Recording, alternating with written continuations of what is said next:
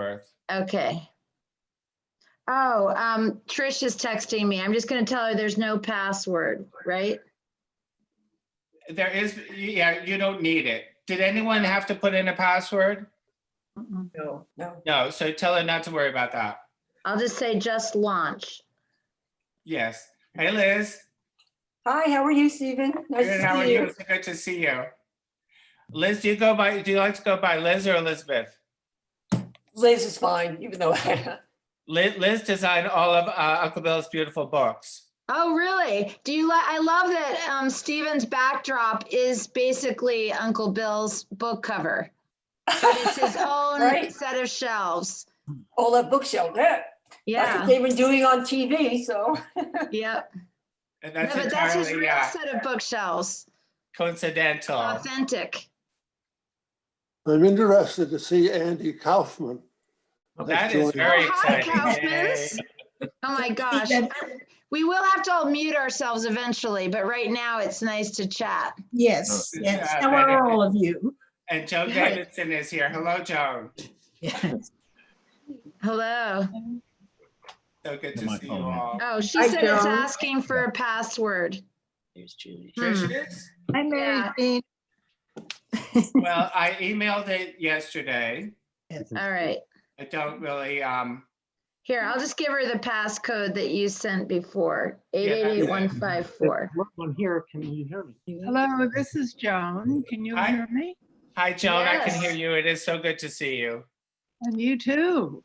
I'm glad this is working Hi. okay so far. Hi, Stephen. This is John Horan, old St. Bernard's friend of Bill's. Hi there. You Hi, might and this see is- in some of we have a slideshow with some photos from St. Bernard's. That's Yeah, great. but there's a group that started all, just coming in.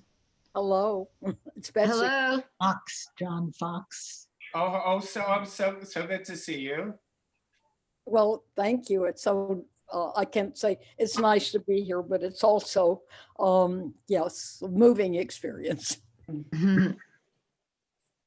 Hi, this is Jim Silbert.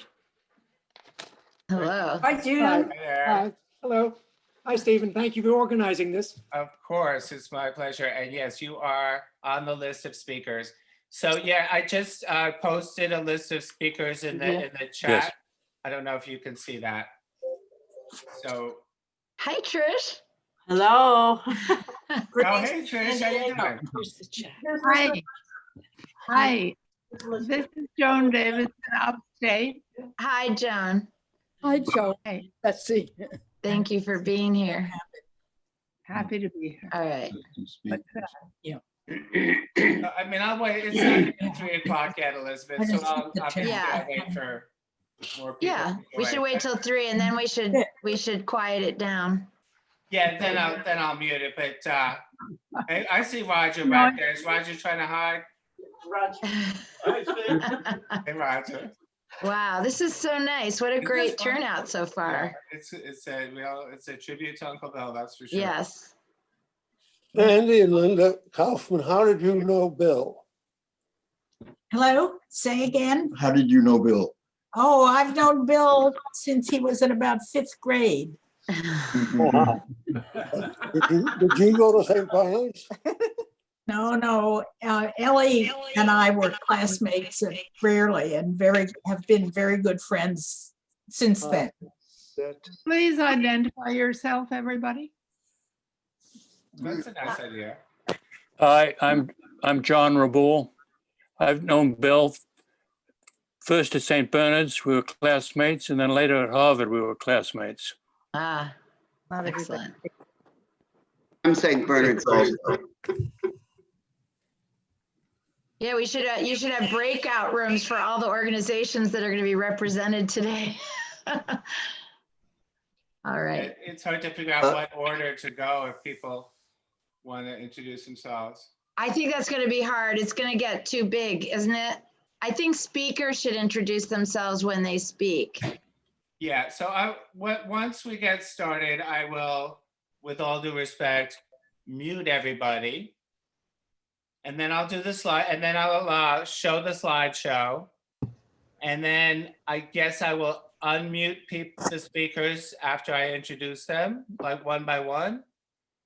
And, well, I guess, you know what, I'll just say this. I don't know that I'll need to repeat it later. So we have about 18 people who have asked to speak, and they're in this list here. Hopefully we'll have time for other people to speak. We'll see. We're getting a little feedback. And there is a So- chat room also, so if you don't feel that you want to interrupt, you could also type in that you have something that you want to say, would be another option. But Stephen knows the list of people who already asked to speak to get started with. So, Yeah, and for what it's worth, I'll just throw that out. In the invitation, there is, I know not everybody is that fond of Here, I'll Facebook, mute. but there is a Facebook page if there's anything you want to post on it after the service. So Elizabeth, it's 3 o'clock. What do you think? I think that, just for the sake of time, I suppose, we already have 64 people here, so I'm sure there'll be more coming, but, we probably should get started pretty soon. Yeah, I think I'll get started, and I know we're getting feedback. Is Clay Hiles on here yet? Yeah, we should wait for him to join. Don't see. Hey, Alexander. Hi there. Good to see you. I don't see Clay yet, which is He's here. okay. He just joined. I'm Joan and I'm second. If you want me to go now, I don't. Well, He's here. I'm here. oh, you're there. Okay, there's so many people I can't see everyone. As long as Clay was enormously helpful setting this up, so I just didn't want to start without Clay. No, Okay, so now we're good to know.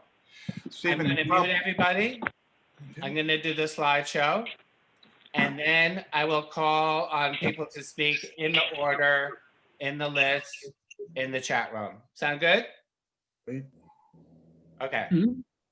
All right, I'm going to share. Well, first, let me do mute all. Then I'm going to do share screen.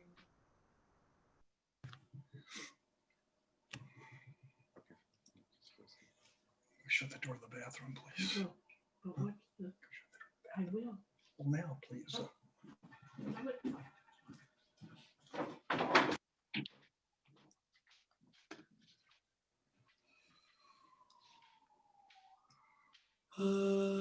Abide with me, fast falls the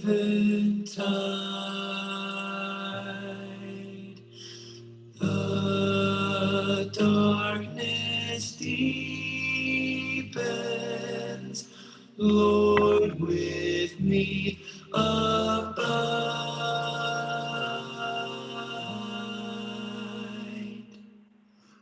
When other helpers fail and comforts flee,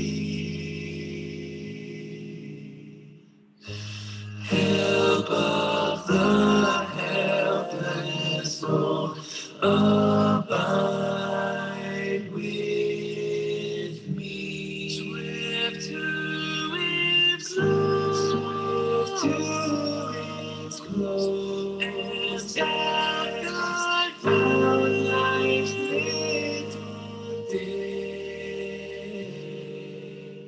Earth's joys grow dim, its glories pass away, changed and decaying. All around I see.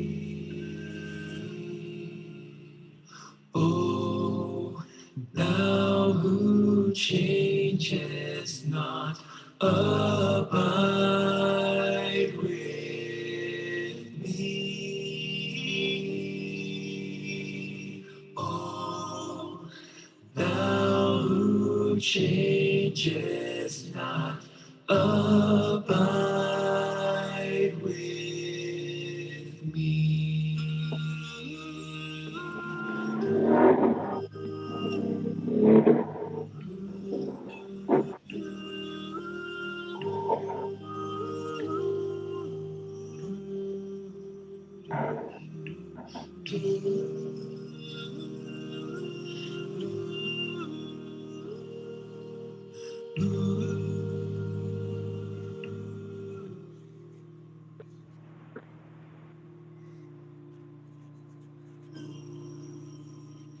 I need thy presence every passing hour.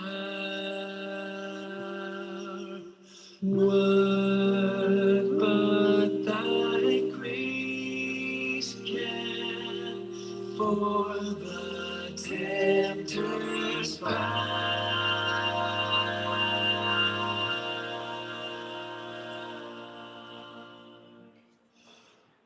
who like thyself, my guide and stay can be. Through cloud and sunshine, Lord, abide with me. Through cloud and sunshine, Lord, abide with me. Abide with me. Abide with me. Abide with me.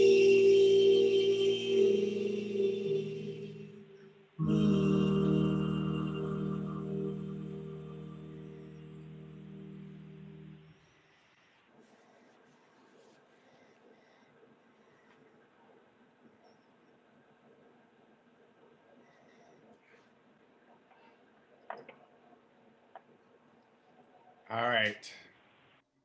Hello? Hi there. So I guess Hello, Buzz? that mute all didn't work too well. How did you do it? It didn't. I didn't. But you don't see anything. Okay. But Okay, I have it on the phone also. I can't get anywhere else. Okay, I'll listen by phone. okay. Alrighty, bye. So the first speaker is going to be Clay Hiles.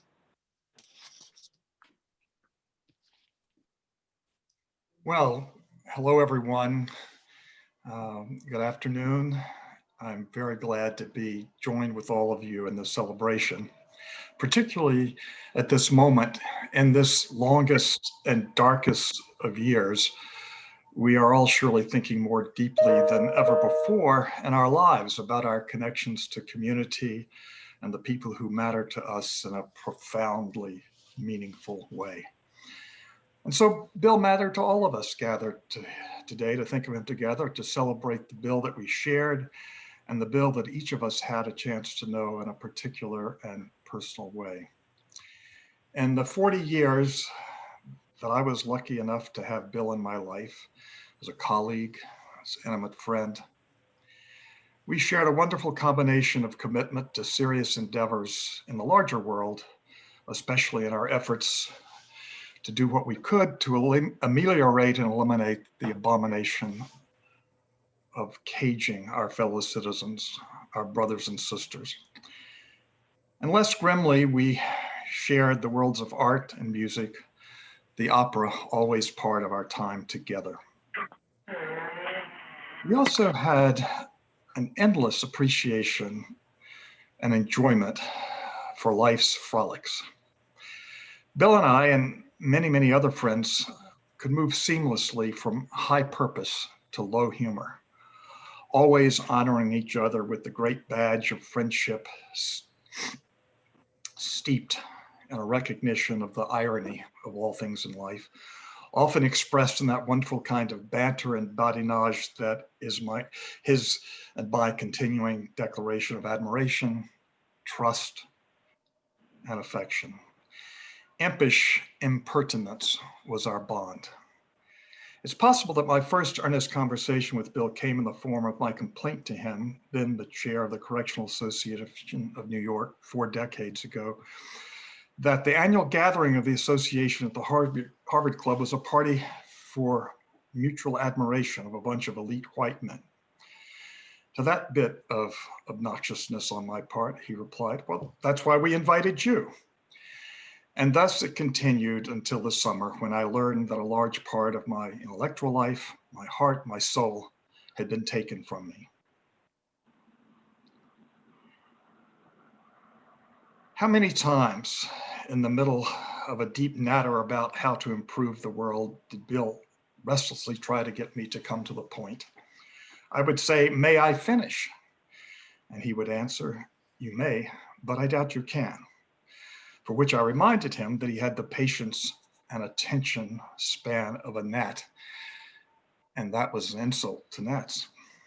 But of course, his real patience and attention were vast. His ideas and leadership contributed to the great success of so many civic enterprises, from prison reform to the promotion of the arts and literature, including his own both insightful and insouciant writings.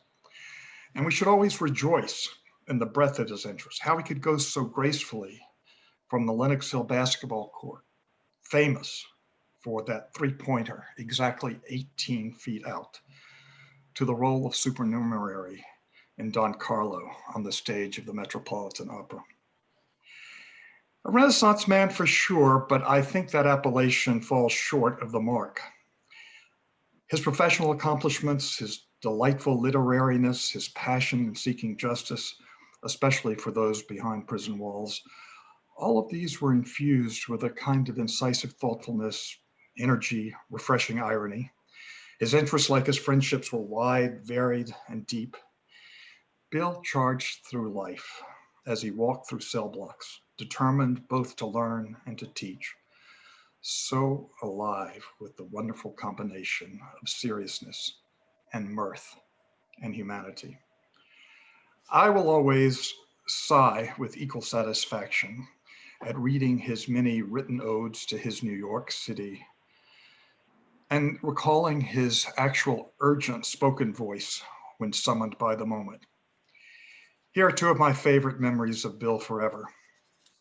Once, while meeting with the deputy mayor for criminal justice of the city of New York, after long discussions of the way in which prisoners are fed at odd times and with bad food, Bill began to get, I could see, agitated and restless. And there came a moment when somebody on the deputy mayor's staff tried to describe once more the difficulty of providing fresh bologna sandwiches with 2 pieces of bologna. And suddenly, Bill Dean looked up and cried out, "What a mess." And then with that magnificent brow that bore the cardinal's hat in Don Carlo, leaned forward and pounded the table, repeating over and over again, "What a fucking mess." After our encounter over the parties at the Harvard Club, Bill led the transformation of the annual event of the Correctional Association to one of the most deeply thoughtful, I think, meaningful events in the gala circuit in New York City. It celebrated, under his and our direction, the lives of individual citizens and their work who had really made a difference. No one fit the mold or the bill better than Bill. At the event at which we presented the association's 1844 award to Bill, I felt more than at almost any other occasion I've ever attended, many, many years of many occasions, the palpable love and admiration that everyone there gathered felt toward Bill. At that occasion, Bill, in accepting the award, concluded by telling the story of a trip we took once to Sing Sing to see an in-house performance, all by incarcerated people on the stage, of West Side Story. Bill described his feeling when the moment came for the song, Somewhere, Somewhere There's a Place for Us. Bill's voice began to crack, and I think all our hearts cracked then. Hearing this extraordinary man tell us the deepest feelings of his heart. Bill, there will always be a place for you in all of our hearts and all of our thoughts. All who love justice, who care for the least fortunate, have lost a great champion. We will march forward without you, but better for our time together. Thank you.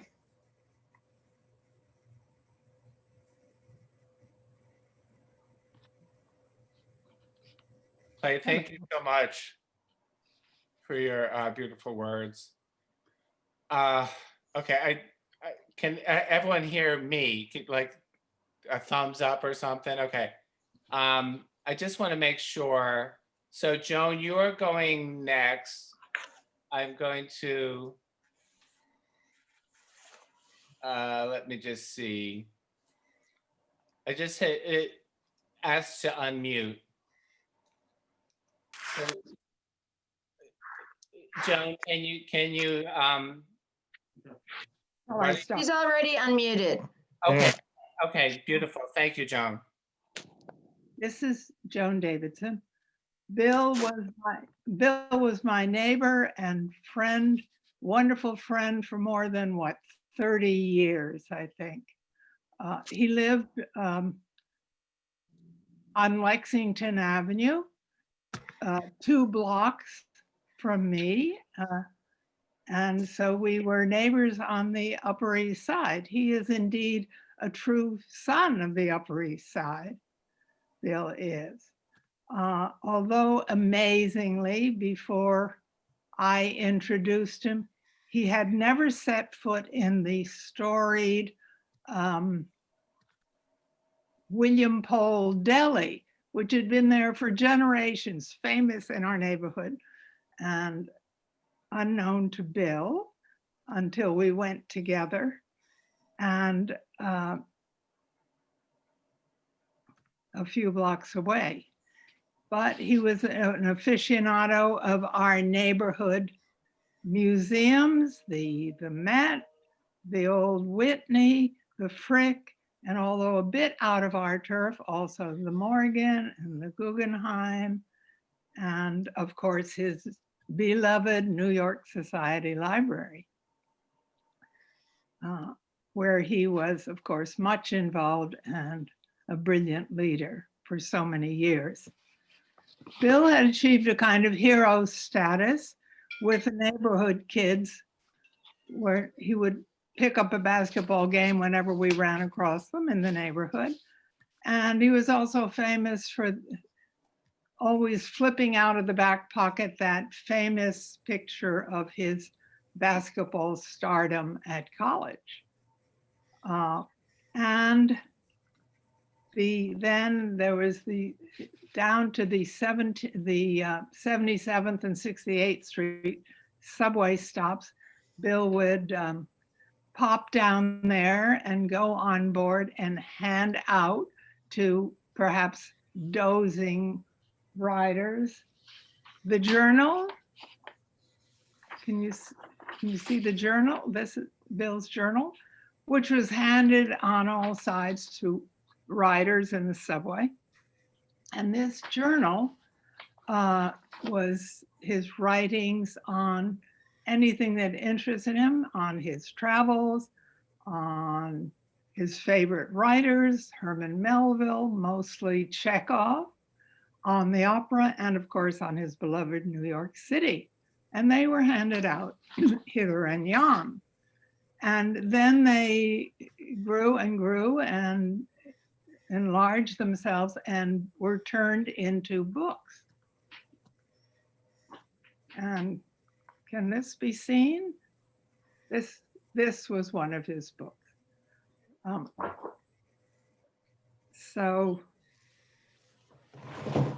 Bill visited us up here in the Hudson Valley often, always bearing a great bag of pistachio nuts. They were very well received. His favorite activity up here in the Hudson Valley was to sit on my porch, gazing out at the mighty Hudson and sitting there jotting down ideas for his journal.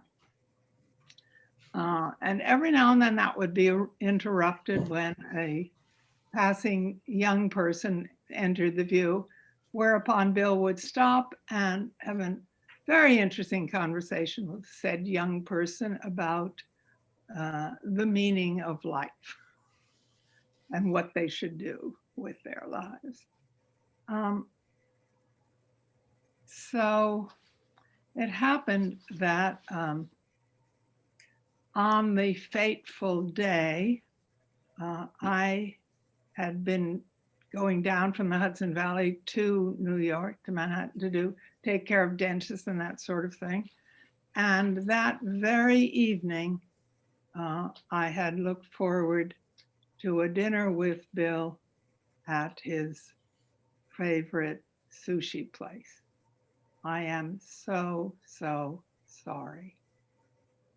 Thank you.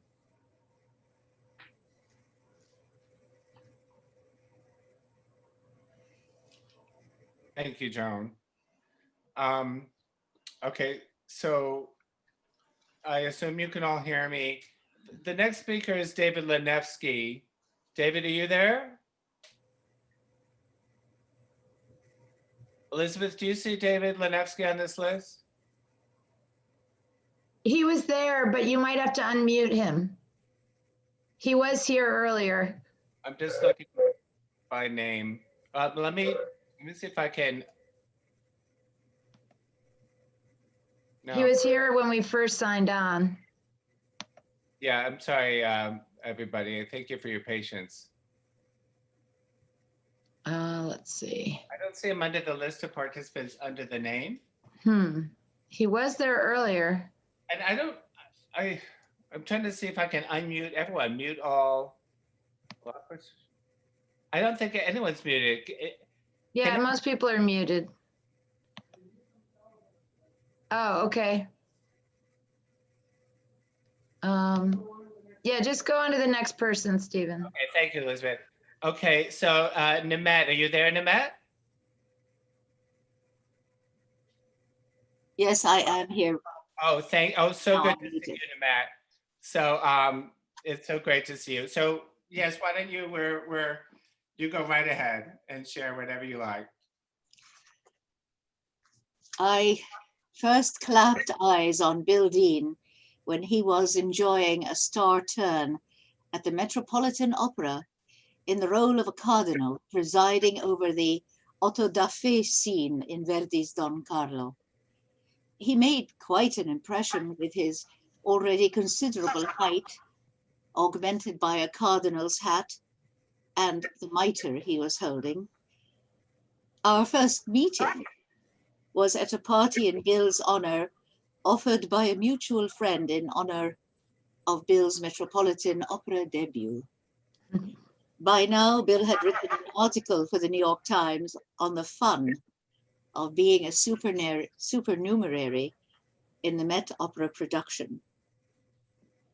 It was one of many articles that he would go on to write, so many for the Christian Science Monitor. I came to know Bill in many different roles after that, roles that were not necessarily related to his very, very laudable career. There was the Bill Dean who drove a truck on Wednesday nights from a supplier in Lower Manhattan to Grand Central Station. And there a line of homeless people waited for bologna sandwiches and chips. He did this with patience and humor And he would comment on how much he enjoyed driving a truck in New York City. There was little that Bill didn't find joy in, and that was one of the joys of knowing Bill. He made time for so many things and so many people. On weekends, he went to prisons to visit with the prisoners, but time was always left for the Metropolitan Opera Saturday afternoon broadcast. Music, and not just opera, were terribly important to Bill. He once told me that Vera, his mother, had always said no matter how things stood financially, there was always an emphasis on music, theater, and travel. And Bill quite lived by that dictum. He was devoted to theater, to Chekhov overall, and to the American musical theater. Among my happiest memories is seeing Bill with his long legs sprawled on my living room floor, singing lustily, not very well, but certainly lustily, American musical comedy songs. We discovered a love of biking, and we bicycled, both of us, all over New York City. It became a tradition for a while that Bill and members of my family would bike around the city on New Year's Eve and stop off for a hamburger. We rode bicycles with groups, trips to Long Island, visits with friends, and one year, extrapolating on the theme of travel, well after the 1980s, when Russia had absorbed glasnost and perestroika, I came up with the idea of biking in Russia. Bill was intrigued and seemed willing to give up his annual pilgrimage to Venice, and I would give up my annual pilgrimage to France or Italy and whatever music festival attracted me. We found a small ad in an obscure biking magazine offering a bike tour of Russia's golden medieval ring, not far from Moscow. Vladimir, Zagorsk, now known as St. Sergius, Rostov, Suzdal, and Yaroslavl. And we signed on. It was September of 1993. And I was to find Bill the best of good sports, always anxious to learn and bringing a great deal of knowledge to our little adventure. There were many unknowns when we landed in Moscow's Sheremetyev airport. How big was our group going to be? How many were we? What kind of accommodation? A man named Sasha stepped forward. He was holding 3 wilted carnations for me, and he gave us all a big golden toothed smile. We all became friends rather quickly. There was also a driver by the name of Sergei. It soon became clear that the group... But she's a famous... I'm still here, folks. I'm going on. It soon became clear that the group that was touring Russia that summer was Bill Dean and one Nimet Habashi. It was a remarkably small little outfit. We were staying with friends of Sasha's all over the Golden Ring area. Our first day, of course, was spent in the Kremlin in Moscow, however. We did it up proud and eventually found ourselves at the magnificent Cathedral of the Archangel. I was marveling at the frescoes and commented on a charming version of a donkey bearing Christ into Jerusalem. Sasha muttered, "Is not horse, is donkey." Backed up by Bill, or rather, is not donkey, is horse, said Sasha.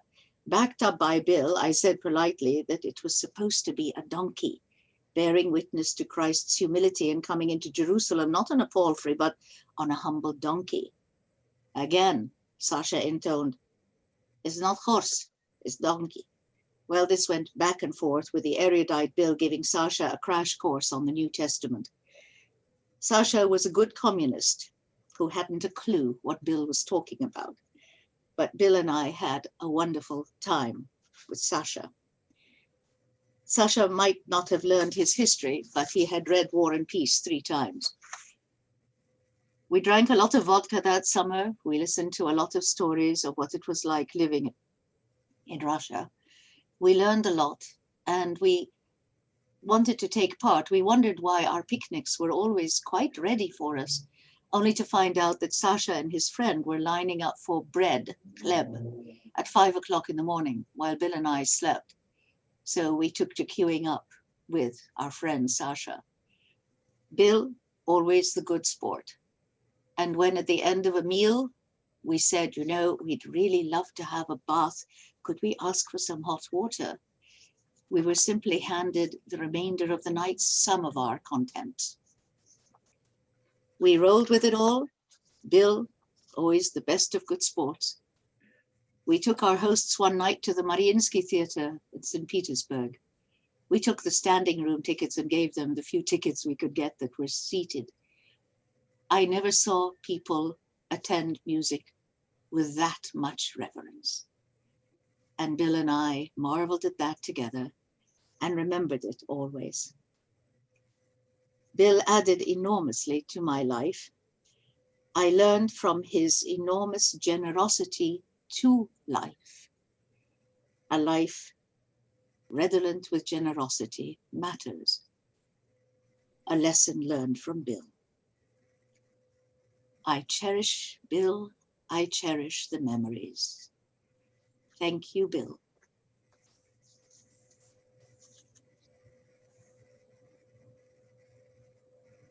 Thank you so much, Nemette.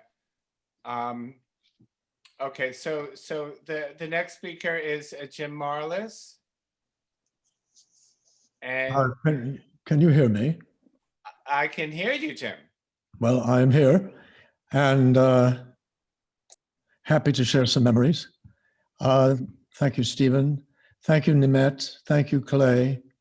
And Joan, these were fantastic.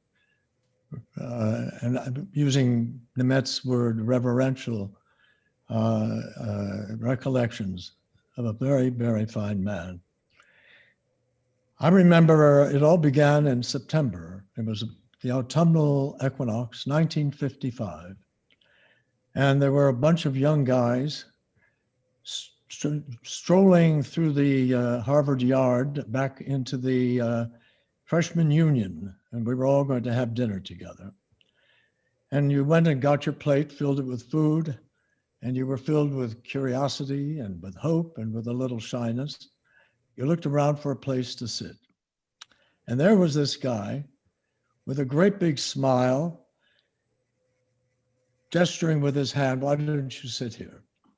So I sat across from Bill, and he proceeded to pump me, giving me an opportunity to tell him the entire story of my then not very long life, and seemed extremely interested. And we began a very, very engaging friendship, which has lasted for 2/3 of a century.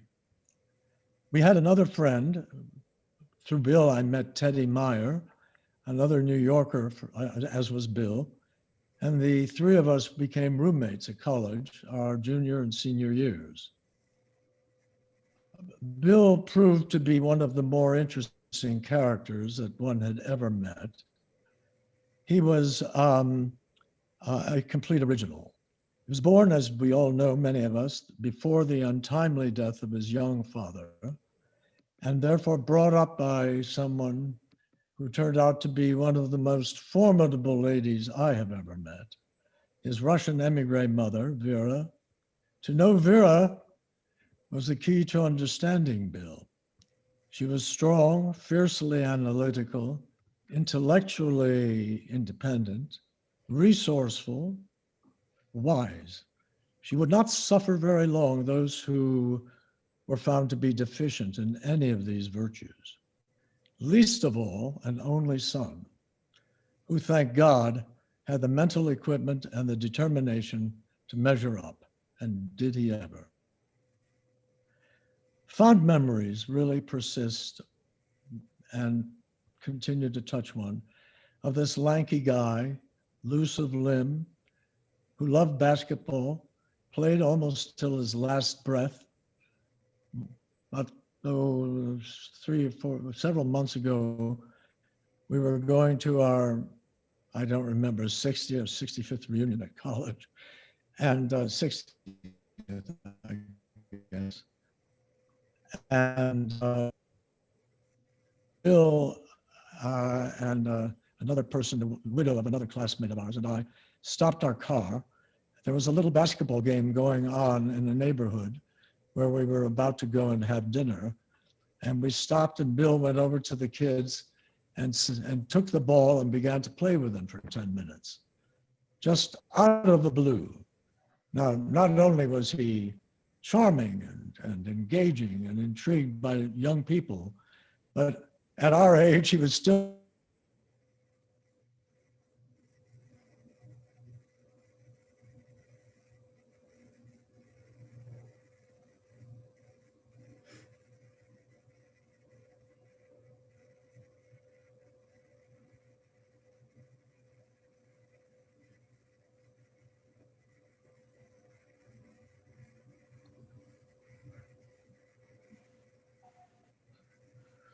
Elizabeth, it looks like Jim's screen is frozen. Should we, can you hear me? Yeah. Should we maybe go to the next person, then come back to Jim? Yeah, yeah, it's unfortunate, but obviously that happens sometimes. Yeah, I think that's fine, as long as he knows we're doing that. Hopefully he can hear us. Elizabeth, can you send him a chat? Yes, I'll do that.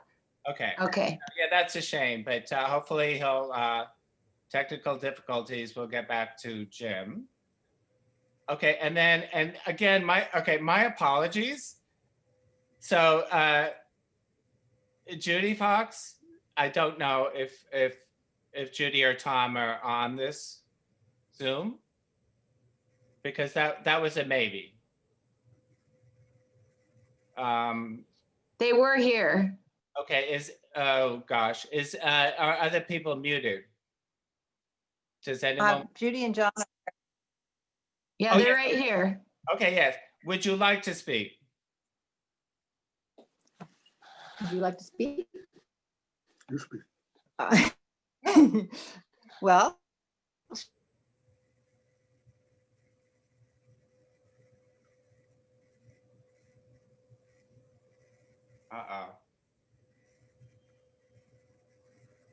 Jim, 1955, new bill for.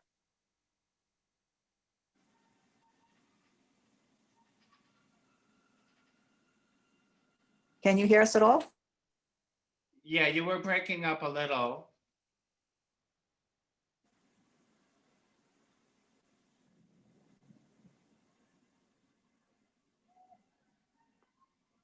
Yeah, Elizabeth, that's a shame. It's do you think it's a problem on my end, or? I don't know enough about Zoom to know that. We should probably just keep going and we'll cycle back. And we'll find out, I guess. Yeah, I am so sorry about this. Okay, well, let's try Peter Swords. Or is Here I am. Okay. I met Bill in the fall of 1959 when we matriculated at the Columbia Law School, and we remained close friends for the next 60 years.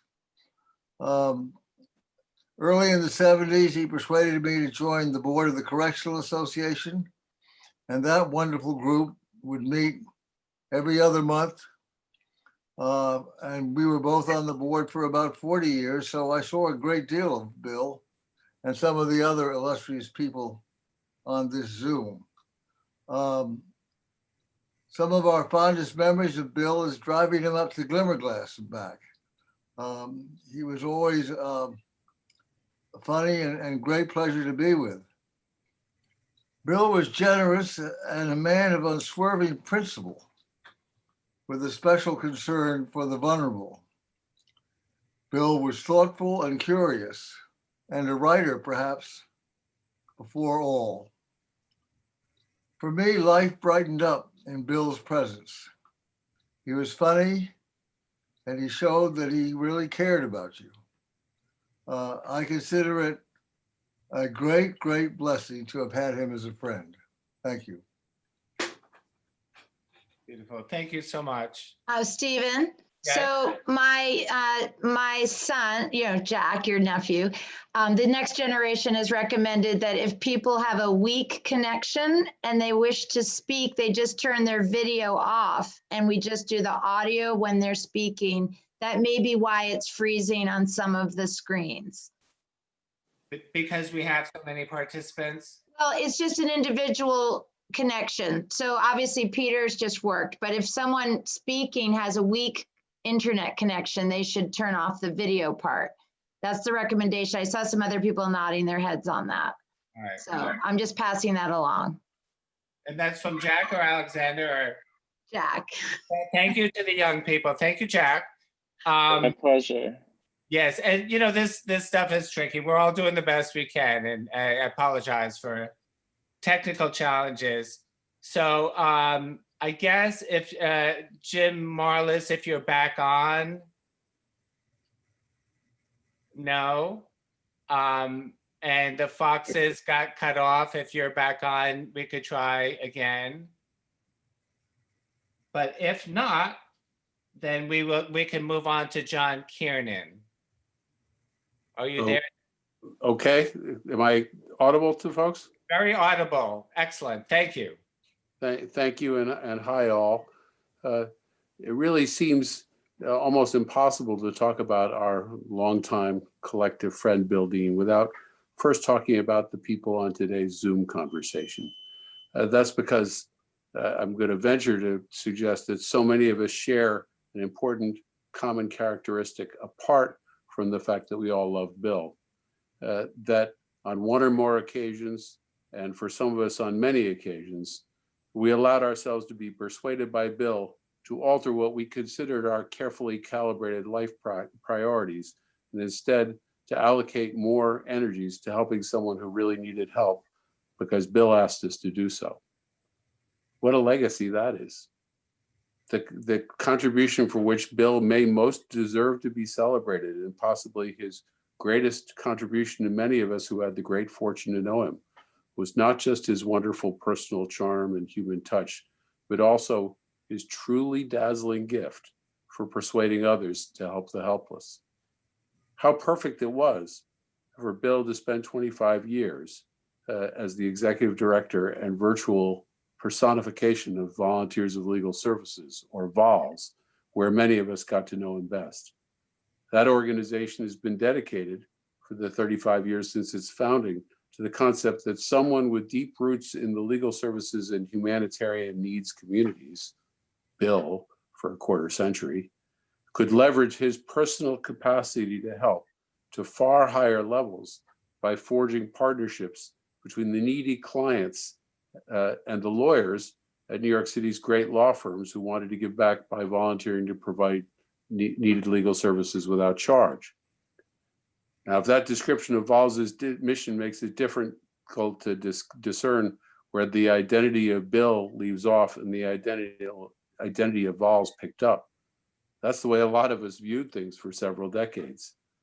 Those of us who worked with Bill in this small but mighty enterprise all recognized his big trick, that his gentle and self-effacing personal style, his grace and tact that so many have mentioned, his good humor and his warm displays of personal affection for lawyer after lawyer after lawyer were not only essential components of his genuine congenial nature, but also powerful weapons deployed in support of his ferocious belief that these clients needed help.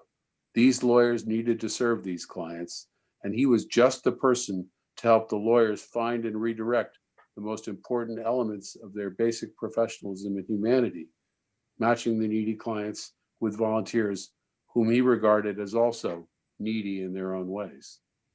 So Bill asked all of us, and eventually hundreds and really thousands of others, for work on behalf of his charges.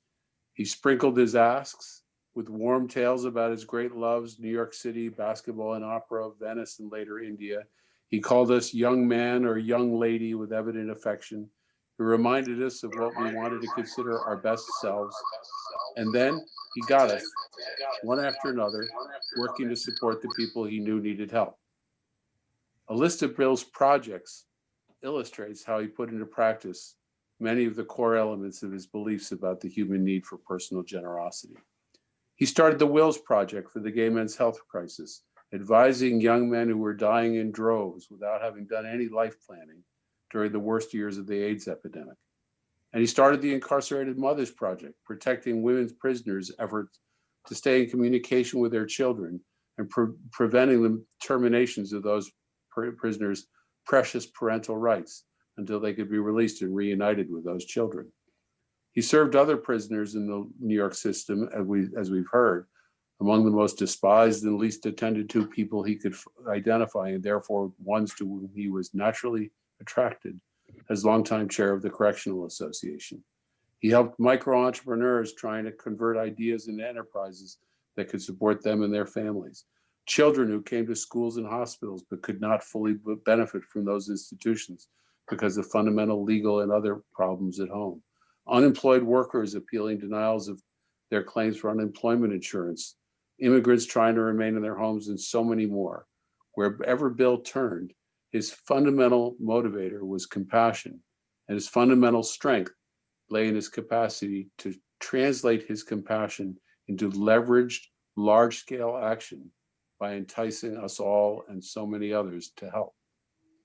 Of the very large group of lawyers and friends whom Bill enticed to give time and energy to help a needy client over the decades, I wonder how many of us ever regretted saying yes to his urgings. The answer may be nobody.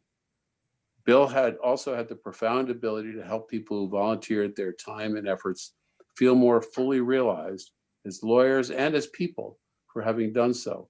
His pairings were a gift to everyone. And one of the best components of those gifts was the opportunity for so many of us to become and enjoy being for so many years Bill's friend. We all owe tremendous gratitude to this gentle and fierce, gracious and uncompromising, unfailingly generous and decent man.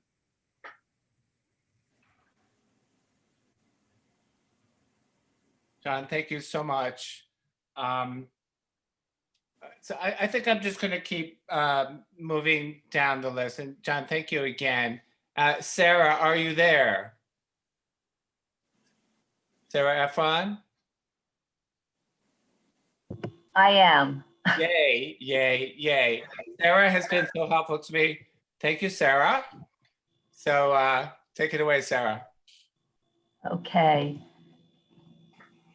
I'm Sarah Efron, and I worked with Bill for 25 years at Volunteers of Legal Service until he retired in 2001.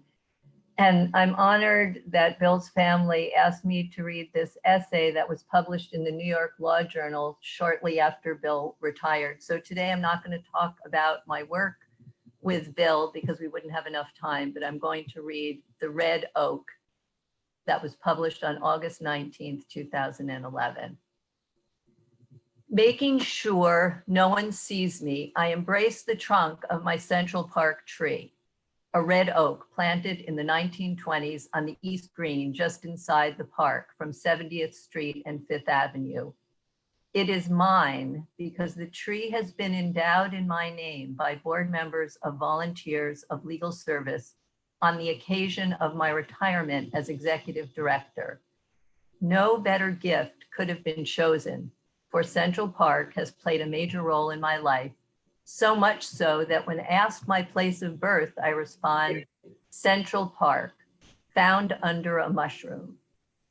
Each morning before school, my dog and I would walk along the bridle path by the reservoir. A childhood autumnal pleasure was searching for fallen horse chestnuts on the ground. Beneath prickly protective skins, I came upon beautiful, shiny, mahogany-colored nuts.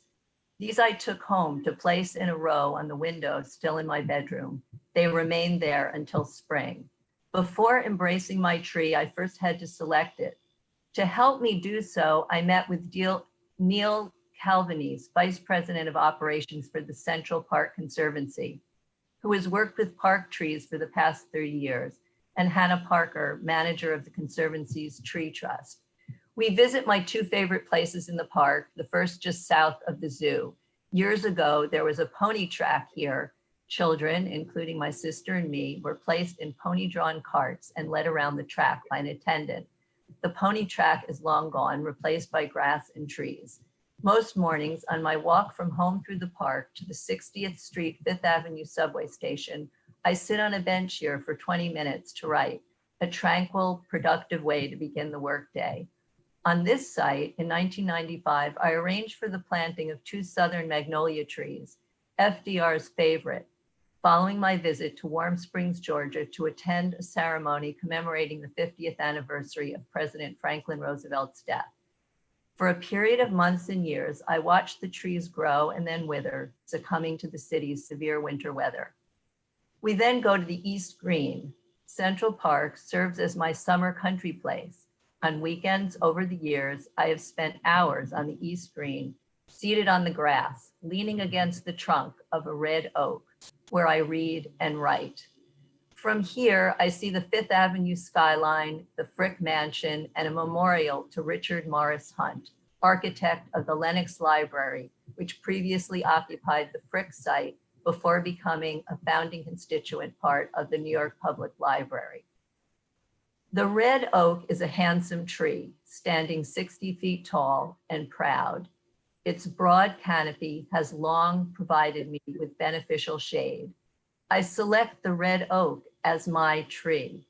On hot days this summer, I will continue to enjoy its shade and listen to the sound of its swaying branches. At night, I will watch fireflies dart around the trunk. In the fall, I will admire its bright orange leaves.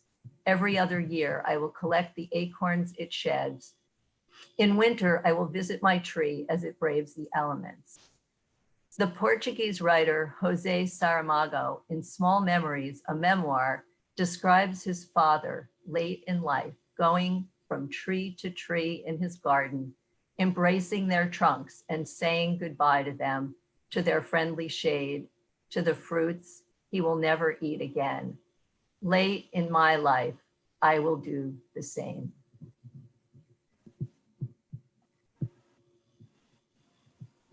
Thank you, Sarah. Thank you. Sorry. Beautiful. Alrighty. Bartholomew, am I saying your name right, Bartholomew? Yes, yes, you are. All right, bless you. Thank you. Yeah, it's a pleasure to be on here. Thanks so much for letting me come in. Of course. So I'm going to tell a brief story. Hopefully it's brief. I met Bill at my first job out of college at neighborhood Lenox Hill, at Lenox Hill Neighborhood House. I taught there, and at night I met this man, Bill Dean. He came in with his cool, clean suit on, and is very deceptive. And I would be like, "Oh man, you want to play basketball?" And he'd be like, "Yes, I do want to play." And then we play ball, we shoot around, and we just would just have a good time. We talk so much trash to each other. But Bill was a warrior on the basketball court. Like, looks are deceptive. He had this amazing outside shot, like over the head. It was so deceptive. Like, all the guys would be like, "Come on, you can't." And then he would just hit it. He would hit these shots. He would talk trash. He would hit you. He would, all the things that a basketball player would do, Bill did on the court. And I think the thing that was like super inspirational was that he was the oldest on the court, but he was able to go up and down the court, shoot baskets, talk trash, get into arguments, and he made you feel like it doesn't matter how old you are, you can accomplish anything that you want at any age. And he was that major inspiration for me. I was at Lenox Hill for 15 years. So we had like a relationship for 15 years where I would teach in the morning, and then at night, me and Bill playing basketball around the world, shooting foul shots. And then from there, we just cultivated like a community of other basketball players that would come in, and we would play full court games. And it just was just a special time in my life. I feel like Bill watched me grow up. He met my wife to be now, and then he met my first child, which is incredible. Bill also invited us to this NBA game that where LeBron James was playing on the Cleveland Cavaliers, and we went out, a bunch of us that played basketball, and we just had a blast. And it was so much fun. It was the game where the guy ran out on the court. I think a fan ran out on the court and was arrested. It was a pretty famous game, but we were there, and it was so cool because Bill, even though Bill was like old enough to be my father twice, he still was one of the guys. And it's something that I'll greatly miss.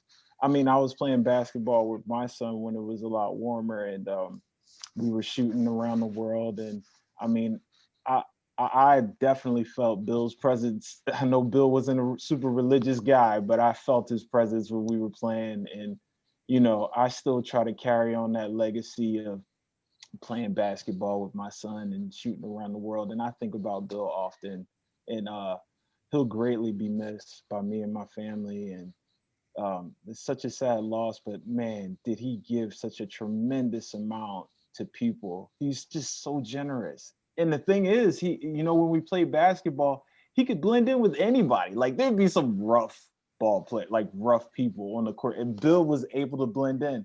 But when I was on the court with him, I also felt the need to protect him because he was my friend. So we greatly love Bill and greatly appreciate all the presence, all the things that he did when he was on this earth. Thank you so much. Thank you, Bartholomew. Thank you. I really appreciate that. Oh my. All right. Thanks again. Okay, Mr. Mehta. Are you there, Mr. Mehta? Let me just scroll this list here. I do not see his name. Mr. Mehta, calling once, twice. Sorry about that. And I do not even know how to say some of these names. Bordel Tirana.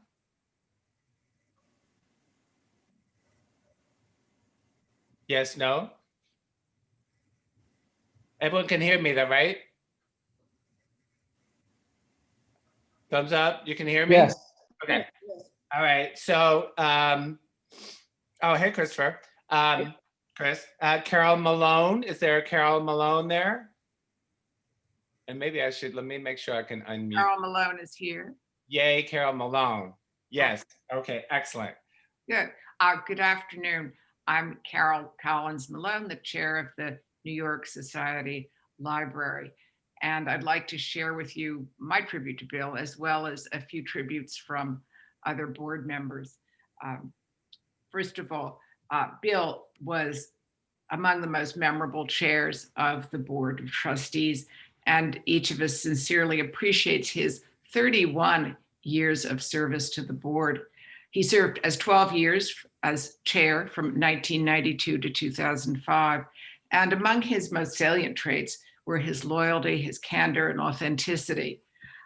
As chair of the board, particularly as a new chair a few years ago, I appreciated his mentorship, as well as his humor. He was a consummate trustee, intelligent, questioning. In fact, sometimes I regretted that questioning quality. He was a skeptic when I wanted to be enthusiastic, but I appreciated it. He was lively and generous of spirit. A few tributes from other board members. From Lawrence Bergreen, Bill was an absolute gem. From Robert Caro, Bill lived a life, it seems to me, of great simplicity with a fierce devotion to a few causes, all noble ones. Every time we spoke, I felt I was talking to someone from another, better age. I'll miss him, and the library will miss him. From Ella Fauché, Bill was a gentleman, a scholar, a teacher, a humorist, a New York aficionado, and so much more. He was someone who made you happy just by seeing him enter the room. From Susan Robbins, Bill was chair of the board when I joined. He was very welcoming to and appreciative of new trustees. Among his many other activities and good works, he was always a strong and continuing supporter of the Children's Library and Project Cicero. Project Cicero is the library's initiative to both collect and deliver books to the libraries in the public schools. I'm very saddened by his passing and will miss his presence at our meetings, as well as his annual visit to Project Cicero's yearly distribution. And in fact, Bill and I went down on the 2nd Avenue subway when it first opened to the Hotel Pennsylvania opposite Penn Station, where we had our annual book distribution. And I will really miss our trips together. From Ted and Betsy Barlow Rogers, they remember his wonderful smile and never failing geniality. Ted says he will be ever grateful for Bill's bringing him onto the board of the library, and Betsy for Bill's never failing love of Central Park. Trustee Jeanette Watson Sanger, I shall miss him, his dedication, his humor, his essays, and his joie de vivre. He is probably the last person who will address me as young lady. From Betty Kelly Sargent, Bill Dean, an extraordinarily kind, compassionate, and scholarly gentleman who truly understood how difficult life is for most people and who did so much to make it better for them. And finally, from our head librarian, Carolyn Waters, who's with us this afternoon, I feel as if I saw Bill just as often on the streets of the Upper East Side on his way to or from his regular basketball games as I did here at the library. He was always so full of vim, vigor, wit, and intellectual curiosity. We'd fall into step, chatting about the library, the books we had read, and his latest projects. Bill was a true New Yorker, and I, for one, will miss his stories about life in the city and will dearly miss our pleasant random encounters on the streets in the neighborhood. And I'm sure Carolyn is not the only one who will miss those random encounters with Bill on the streets of our neighborhood. Thank you, Stephen. Thank you, Ms. Malone. Okay, so is Charles Berry here? Yes, I'm here. Can you hear me all right? I can hear you just fine. Very good. Well, thank you very much, Stephen. It's a pleasure to be able to participate in this occasion in Bill's memory. Bill was a very dear friend. I succeeded him as chairman of the New York Society Library in 2005. And much as John Kiernan was just saying, I was very much the recipient of his encouragement to take on and succeed him in those responsibilities. As a lifelong New Yorker, I always appreciated Bill's very deep love of New York City and his love of writing and his love of walking. I have a very vivid memory when I used to commute to Midtown on the Fifth Avenue bus on a summer day or spring day, looking out as we passed the Frick and seeing Bill at that very memorial, the Richard Morris Hunt Memorial that Sarah Efron was talking about, and seeing him there reading his book with his brimmed hat before he undertook his long walk down to his office in Soho. When I took over the chairmanship of the library from Bill, I greatly appreciated his guidance and mentorship, as Carol Malone was attesting to. And I made a few remarks in the annual meeting, my first annual meeting, and I thought I'd share just a few sentences from that. After reciting his many accomplishments, many of which have been noted already, I said that perhaps the most important and meaningful for me personally was that Bill set a tone, an example for all of us who have been involved in the library. His indomitable good cheer kept the board's interactions on a positive footing and made board service a pleasure and a privilege for all. He was firm and decisive when the occasion demanded, but he always maintained a clear sense of the library's mission. He was fiercely proud of the fact that the library, founded in 1754, was the oldest cultural institution in continuous operation in New York City. but he was also equally dedicated and proud to the present, and particularly to the Project Cicero that Carol mentioned, which brought literally millions of books to public school classrooms through the leadership and energy of Bill and others. Bill never let us forget the importance of what Emily Dickinson, in a letter to her friend Joseph Lyman, called the dearest ones of time, the strongest friends of the soul, books. I think many of you know that his last book was a collection of passages from his reading, Before Us on the Road, which I have a chance to look at and recall, because it really gives a tremendous insight into Bill's thinking and the writers that were important to him. It was under his watch that the library celebrated its 250th anniversary, and they published a terrific book edited by Jenny Lawrence and Bill's predecessor, Henry Cooper.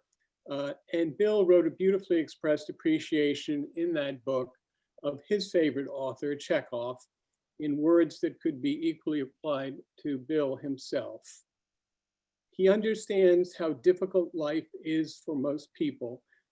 He is generous in portraying those who strive to live a better life, even when they may fail. He is modest, he never condemns, he is tender towards those who suffer. I greatly valued Bill's example, and pleased to share these thoughts with all of you today. Thank you.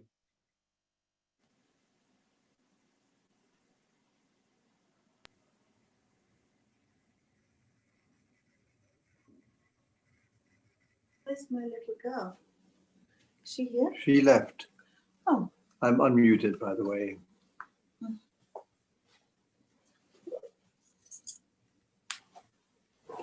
Stephen, you're muted if you're trying to talk. So sorry. Alexander, I'm sorry. How do you say your last name? Erklands. Oh, yes, Alexander. It's not easy. It's not that hard, but thank you. Thank you, Stephen. Well, thank you for letting me say a few words about my good friend and classmate, Bill. That is a high school classmate.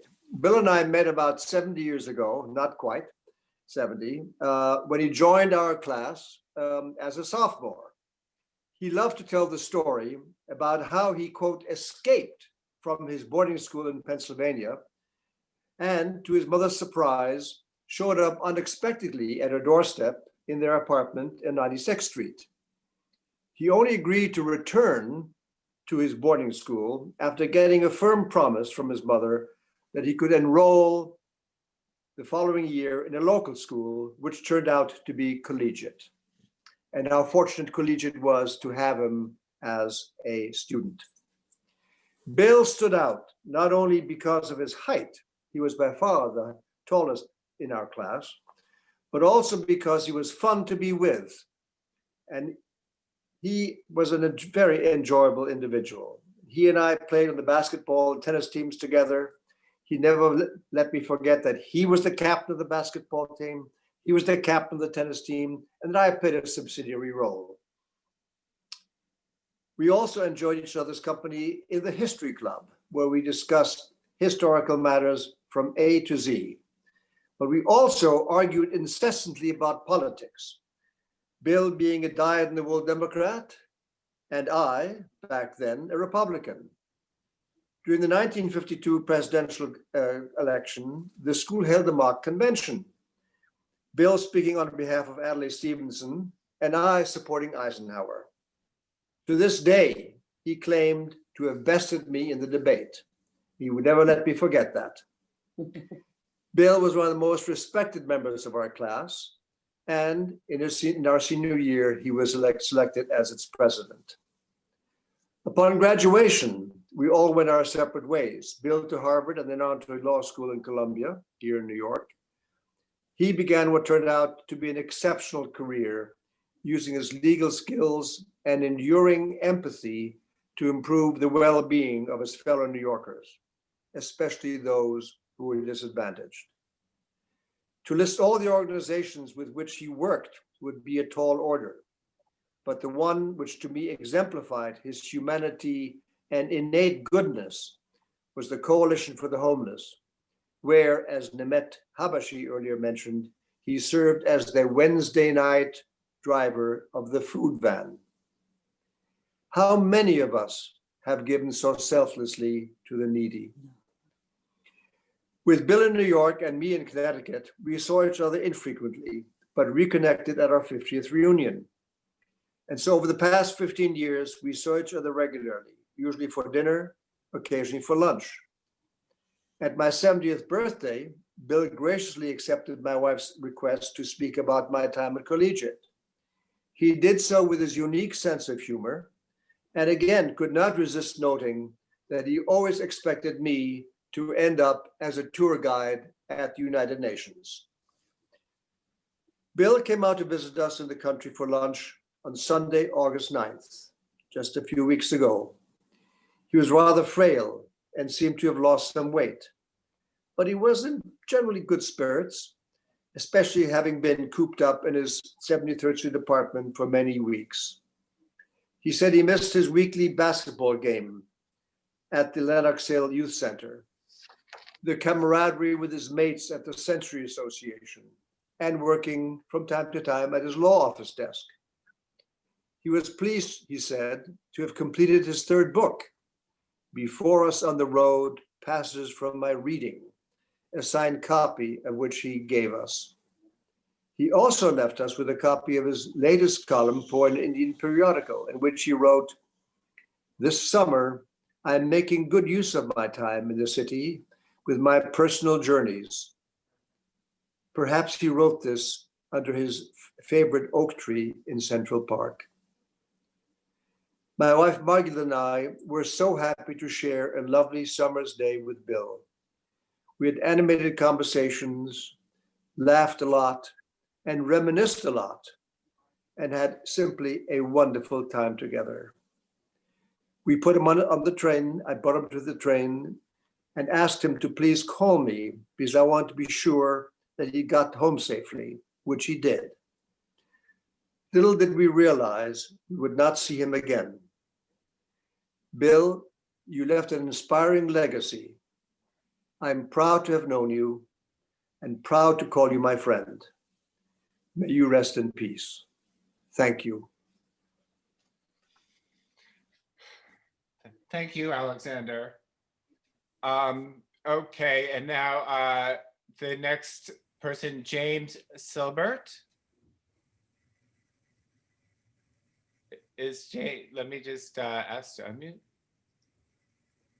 It looks like James Silbert is there. There. Yes, hi there. I just unmuted myself. Can you hear me? Great. Thank you. Thank you. Here. I know many of you who knew Bill remember him for his passion and devotion for social justice and his unwavering commitment to act on those beliefs, not just talk about them. And others may remember him as a modern-day Renaissance man for his love of books, literature, writing, music, opera, art, architecture, lifelong passion for world travel, and good conversation. But despite those memories, many of you probably do not know that this modern patrician-looking Renaissance man also had a lifelong passion for basketball. That sweaty, non-intellectual, and sometimes gritty, fast-moving game. I knew Bill for more than 20 years when we were both on the board of directors of the Correctional Association, the prison monitoring group that many have already spoken about. Bill and I had gone on about 10 or 15 different prison visits together during this time period. And I would like to share with you 2 basketball stories about Bill and basketball. As you know, Bill was very, very tall, about 6'3", and very, very thin, probably no more than 150 pounds. He grew up in New York City, first went to school at St. Bernard's Elementary School, and then to Collegiate. he started playing basketball in those days. Many years later, as recently as about 2 or 3 years ago, he shamelessly shared with many of us photographs of himself in his collegiate basketball uniform, circa 1955, wearing those short basketball shorts, an orange sleeveless basketball jersey with their skinny arms sticking out, and those high black-top sneakers. He also showed us a recent photograph taken when the collegiate school was finally moving out of its building on the Upper West Side. And they were playing their last game in the old gym, where Bill appeared and took a shot with the current basketball team. Of course, according to Bill, he made the shot. The first story I'd like to tell you about took place during a prison visit at Attica Prison about 15 years ago. Bill and I and about 7 or 8 other members of our prison visiting committee attended the visit. During these visits, members of the visiting committee inspect all areas of the prison. We talk to inmates and staff and walk through the cell blocks. There are some restrictions on our visits, primarily relating to safety issues, but not upon our ability to talk with inmates. One of the areas that allows our group the most direct contact with inmates is the visit to the gym, since the inmates have the opportunity to move about more freely. On that day, our group went into the massive gym filled with inmates playing basketball, lifting weights, and other exercise equipment. Usually, our group sticks together, first meeting with the correctional officers in charge of the area, and then disperse into small groups to speak with inmates. The gym was very, very noisy, with basketballs bouncing and men talking loudly. As our group was walking up to the head correction officer, Bill walked slowly up to a group of inmates who were shooting baskets. He watched them briefly and then asked one of them, "Can I take a shot?" All of a sudden, the balls stopped bouncing, and one of the inmates threw the ball to Bill. Bill, who was about 25 feet from the basket, picked up the ball and took a two-handed set shot, which went swish through the basket. Suddenly, several correction officers ran up to Bill yelling, "What are you doing? What are you doing?" Almost sounding a red alert in the gym. Realizing that perhaps he had done something he shouldn't have done, Bill turned to the correction officers and said, "Did I do something wrong?" With a little twinkle in his eye, he walked back to our group. The head correction officer finally calmed down and we resumed our visit. The second story I'd like to talk about took place a few years after that. For many years, several of us on the board at various times talked to Bill about basketball. Periodically, he would tell us that he still played full court basketball a few times a week. After a board meeting, a few of us were talking to him, and Bill said, "Wouldn't it be fun if a small group of us could play basketball one night after work?" He said, "I play at the neighborhood gym, and we could play there."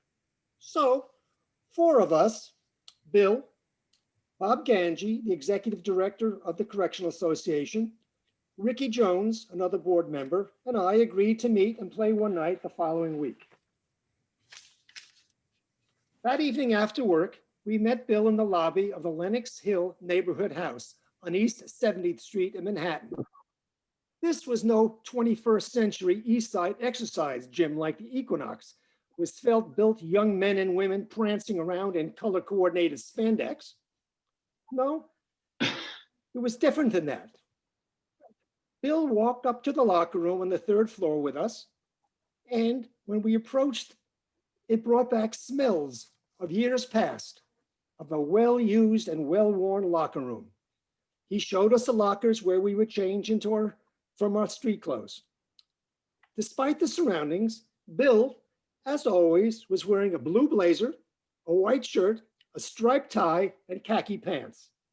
I said to Bill, "Why the jacket and the tie?" He replied, "Mother always said I should dress appropriately. You never know who you'll be meeting." We changed our clothes and walked up to the gym, all of us dressed to play.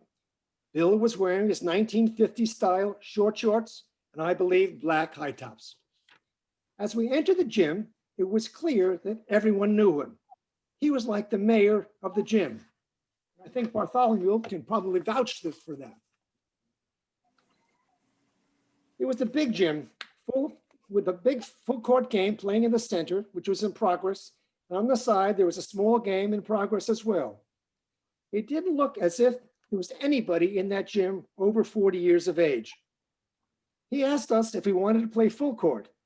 The protocol was that if a new group came in and wanted to play on the main court, they have to play the winner of the prior game. We all agreed that we should probably be more fun if we just played 2-on-2 on one of the small areas. And so we chose up sides. Bill, who was over 70 at that time, 6'3" tall and thin as a rail, who started playing basketball as a kid at a private boys' high school in New York City. Bob Ganji, who was also about 6'3". However, he weighed about 225 pounds. And he started playing basketball in the streets of Brooklyn as a kid and also played on weekends. Ricky Jones, who was about 6'1", about 175 pounds, and he built like a linebacker for the New York Giants, who started playing on the streets of Queens and perfected his skills at Sing Sing prison, where he also earned 3 college degrees, including a master's degree. And me, also about 60 years old, 5'11" in my prime, now probably 5'9" and 150 pounds. And many years ago was only the 6th player of my high school basketball team in a New York City suburb. We had a wonderful time. Bill's shooting ability was amazing, and so was his style. Those of you who grew up in the 50s may remember a 2-handed set shot and long forgotten 2-handed jump shot perfected by Carl Braun of the Knicks. This was Bill. He was a little slow, but he seemed never to miss a shot. Under the boards, this mild-mannered Bill didn't hesitate to use his elbows a little bit as he grabbed a rebound. We kept changing sides back and forth until we were all getting so tired after about an hour. We agreed to play one more game, and in the middle of that last game, I fell or was tripped and ended up on the floor. It turned out that I had torn my Achilles tendon in my leg. But despite the injury, it was great, great fun. And for many, many years, we often talked about that evening with much, much fondness. Although Bill continued to play basketball at home and at basketball courts throughout the world, where he would often go when he went on vacations and trips with local kids during his travels, he still played well into his 80s. I have to admit that that was the last game of my career, and now I have trouble keeping up with my 7-year-old granddaughter. In closing, I often think about one of the stories in Bill's wonderful book, My New York, A Life in the City, where he said, "I have played basketball and attended operas for decades. I marvel at the talents and energy of players and singers. I know the rosters of both the Metropolitan Opera and the New York Knicks. It would be wonderful to have 1 or 2 of them on my team. We would never lose." Thank you. Thank you, Jim. Okay, so we have 2 more people on the list. And then after that, maybe we can try to go back to the people who got cut off. And I understand, just so you know, I booked a lot of time on Zoom. If you need to leave, of course, we would understand. But if you want to hang around, then I will be here and I can certainly keep this going. And for now, Bob Ganji, can you hear me? Robert Ganji. I can. Thank you, Okay. Stephen. Excellent. We can hear you. All right, you go right ahead. Thank you. Okay, I think we've reached a point in these proceedings where I could think of Bill making this kind of remark. Everything has been said, but not everybody has said it. So just a couple of things I'd like to speak about. Bill was chair of the board. Bill was actually chair of the search committee that hired me to be director of the Correctional Association and when I took the job in 1982. He was the first chair of the board when I took the job, and he was the chair of the board for the last couple of years when I worked at the CA and when I left. And his leadership skills were very, very impressive. I don't think that surprises anybody who's participating in this Zoom session. He was thoughtful, good-natured, collaborative. He had the respect of the Correctional Association staff and board. And he, while being good-natured and good-humored, he was also decisive. And he was, the 2 periods when he was director, when I began my job, and the Correctional Association had fallen on very lean times, and the last couple of years before I left were critical times in the history of that organization. And the history is a long history, as probably most of all of you know. The organization had been founded in 1844. And Bill's sure hand and wisdom and graciousness were critical to the good work that we were able to do and the continuation of that organization. Bill and I were also friends, in addition to him being, in effect, my boss when he was chair of the board at the CA. And one of the things I liked about it is, despite our friendship, is that despite our very different personal backgrounds, there was a lot of interest that we shared, and many of which people here have talked about. Basketball, certainly, literature, movies, social justice, prison reform, cigars, hats. But opera was not one of the things that we shared a love for.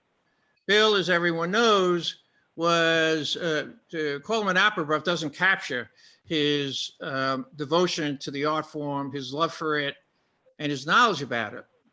I, for better or worse, was never a big fan of opera, never resonated with me, or hardly resonated with me. So, but my wife Barbara loves the opera.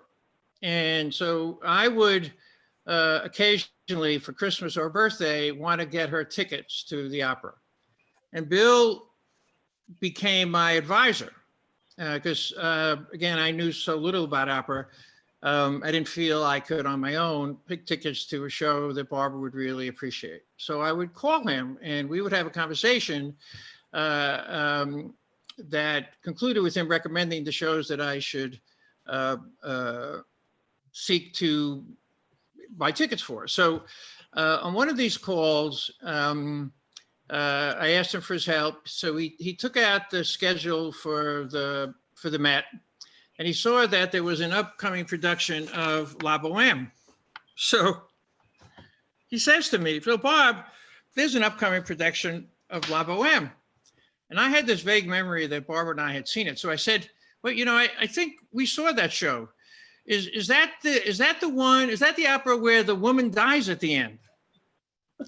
So of course, Bill chuckles, and in his very non-condescending way, he said, "Bob, that is not exactly a distinguishing feature for operas." And so now Bill has passed on, as did the lead woman in that show and in many, many other operas. And we will all miss him greatly.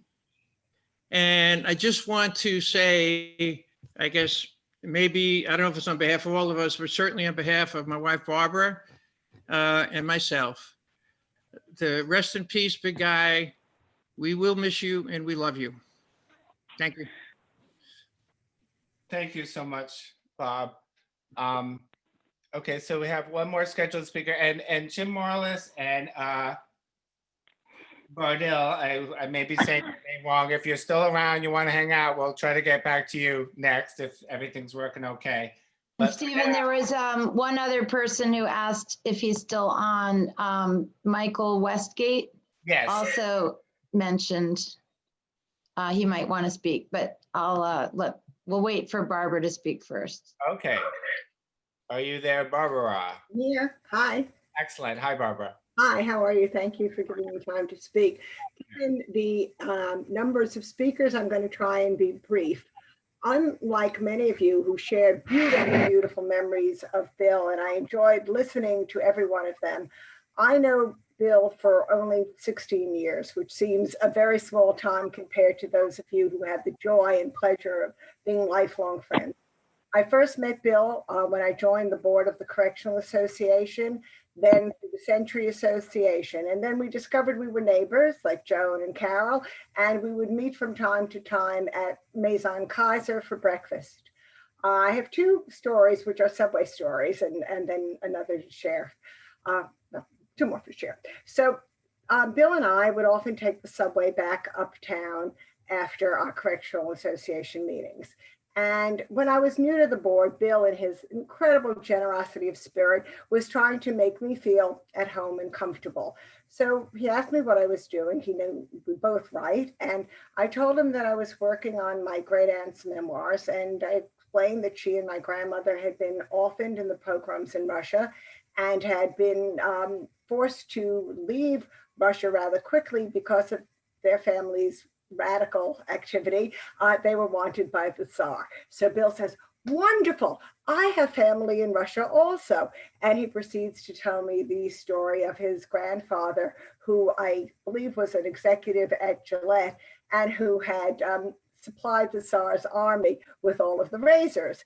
And he went on, and it was a fascinating story. And we were close to getting off at our stop. And I said, Bill, you know, it's a wonderful story, but I think our ancestors were on different teams. And with that grin and that impish look, he said, yes, Barbara, but it's only taken us 2 generations for you and me to be on the same team. So I thought that was a kind of wonderful inclusiveness about Bill. The second story is also interesting. We got on the subway and it was very, very crowded. And we're, you know, hanging onto the straps. And this young man, I would guess in his late 20s and early 30s, looks up at Bill and says, sir, would you like my seat? Bill whips out the picture of the basketball game and he says, young man, I am 80 years old, or 81 at the time, and I still play full court basketball. And I hope that you will be as fit and as able as I am to play. And this guy is kind of sinking back into his seat. And I'm thinking, I would love to have taken the seat, but I'm shamed into doing it. And the man, the young man who offered the seat said, thank you, sir. And I think Bill felt very comfortable about how that ended. But it was my first experience of seeing the beautiful picture whipped out of Bill being this incredible athlete and wonderfully apt on the repartee. Third story was about 3 years ago. My little granddaughter and I were leaving Central Park and we were walking down 73rd Street, and I see Bill coming towards his apartment. And she was kind of shy at the time. And I said, Maddie, Mima knows this man, so we're going to stop and talk. Now, you know, Bill was considerably tall. My little granddaughter was rather short, and I was a little apprehensive about how this interchange would go. Bill noticed that she had a sheaf of paper in her hands, and he said, what are you working on there? What are you working? And she said, my Mima and I are writing a book in Central Park. So he grinned. He said, oh, you're going to become a writer like your grandma? And she said, yes, very seriously. And I thought that would be it. I couldn't have been more wrong. Bill practically crouched to be Madison's height, which was quite a feat. And he wanted to know all about the book, The Mystery of the Ballet Slippers. And she went on and on and on. And he was fascinated, so genuinely interested, that when we left, she said to me, who was that tall man? He was just so nice. And for the next couple of days, she said, do you think we'll meet him again? Do you think we'll meet him again? And unhappily, we never did.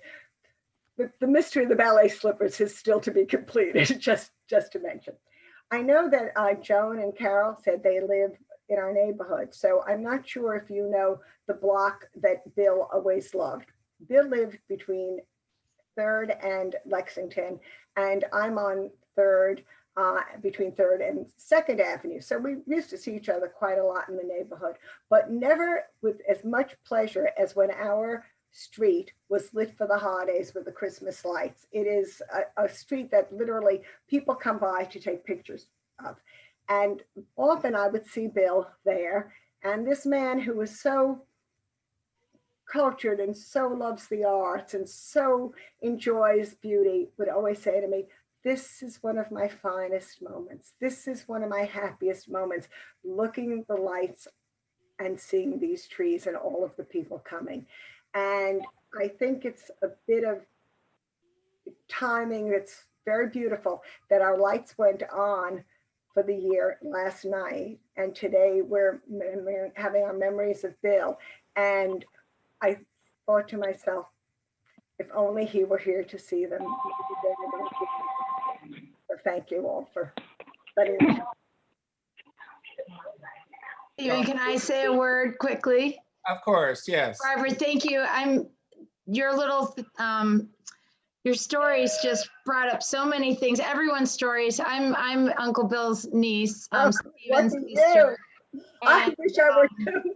I want to thank all of you for being here. We've heard so much over the years about all the organizations, all the names that have been mentioned, and you summarized so many things that happened last Christmas when we were visiting New York City. My family, I have 3 boys, one of them plays basketball, the other 2 don't, but we participated in parts of what everyone mentioned today. He took us to the Lenox Hill Community Center where he was charmingly reacquainted with some young people who were still in college, but were there for their Christmas break and had been city interns and were visiting New York, played basketball with them, played basketball with my son who is just finished high school, took us to that street with the Christmas lights because he wanted us to see his favorite street with the Christmas lights, told us which tree to look for when we went to the Frick so that we could look at his favorite tree across the street. I mean, it's just like these stories permeate every day. This is his being. And the Kaufmans kindly wrote a note about his greatest gift being his care of his family, which is so true. Our last time together, other than my dad's memorial service in March, was when we all celebrated my Uncle Bill, my mom, and my dad's birthdays last January, which we did every year. We celebrated all the January birthdays together. And Uncle Bill was always at my parents' apartment. Whenever I came to visit New York, he would come and see us. So I just want to thank you all for being such wonderful, warm friends of his and really sharing with each other the wonderful qualities we got to see all the time. And I do know there's one more person who had requested to speak. I don't know if he's still here, but thank you very much for being here with us today. Thank you, Elizabeth. Yeah, I'm just going to jump in and say just from a personal perspective, and Elizabeth might agree, for me, Uncle Bill was kind of somewhere, kind of like a third parent. We spent a lot of time together. We have a small family, or a third sibling. He was somewhere in between because, as you all mentioned, he had a rather impish nature. So he sort of had that unusual role in our family. And he also, I will say, one of the last conversations we had, and something we shared in common, was how important his friends were.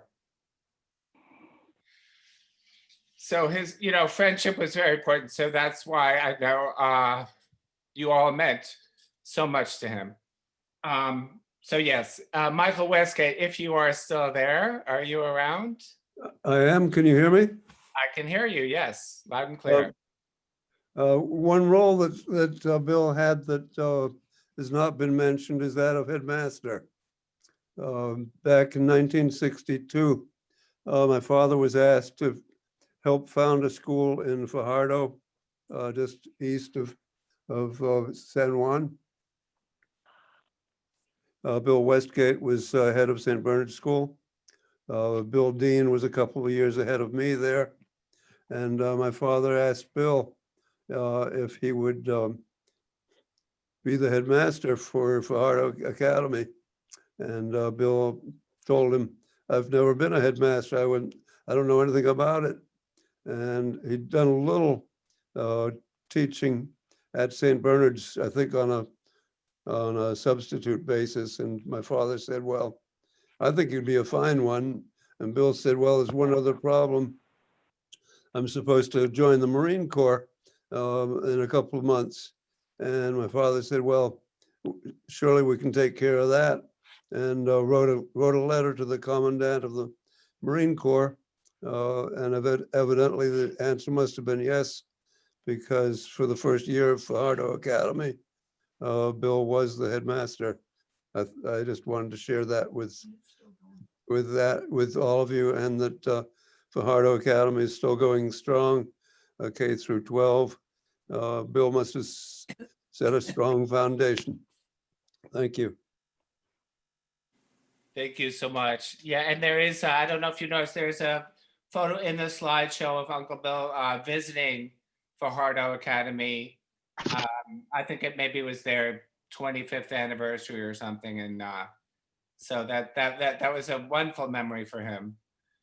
If anyone's interested, the archives at St. Bernard's now have my father's papers, and there's a couple of inches in the files there on Fajardo Academy, including Bill's role. Yes, we're definitely going to follow up on that. So, and I do apologize. I don't know. I think let's just try to see if this works. If Jim Marlis, are you still there? Stephen, can you hear me? Yes, I can. I had a little catastrophe with my Wi-Fi and became disconnected in the middle of what I was attempting to say. But I will, if I may now, Yes, please conclude. I will conclude with at this eulogistic celebration with a little bit of an elegy. I have to tell you, I was very, very fond of Bill, and in many ways, he was a very touching fellow. He lived passionately for other people. He also, I mean, rather like a worldly monk, if you will, he lived alone. He lived alone in a space that he remained the same, not very large, in a very nice neighborhood for at least the last 60 years. And I think he nourished himself with all of his connections to other people.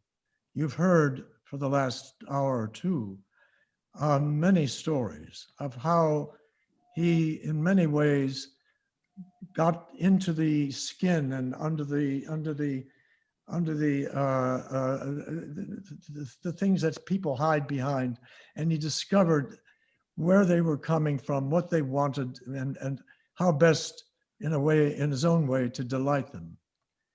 But Bill, on many levels, chose, I think, as I said, the life of a worldly monk, and he diligently applied himself to the work of his mind, the work of his hands, the work of his time, and certainly had many adventures. But when you come down to the point that we have all reached now, the greatest sadness is that he had really only himself in this time of self-isolation.